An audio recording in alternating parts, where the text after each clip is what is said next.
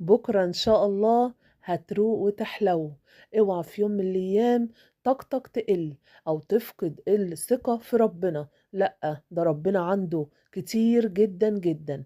هو مهما تعمل ومهما تروح ومهما تفكر هو عالم بيك، وهيجي يوم هيفاجئك وهيعوضك عن كل اللي شفته في الدنيا. إن شاء الله حبايب قلبي هنعمل ليفت مظبوط باللون المظبوط بتاعه زي المحلات بالظبط، وصلصة طماطم عسل عسل من مطبخ مكة. هاسيب لكم إن شاء الله اللينك تحت الفيديو لو حابين تخشوا تشوفوا الطريقة الصح. وإن شاء الله حبايب قلبي هيطلع من إيديكم عسل، ومش هتزهقي تاني ولا هتتعبي في عمايل أي مخلل بعد كده.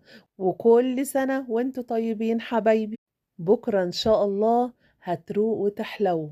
اوعى في يوم من الأيام طاقتك تقل أو تفقد الثقة في ربنا. لأ، ده ربنا عنده كتير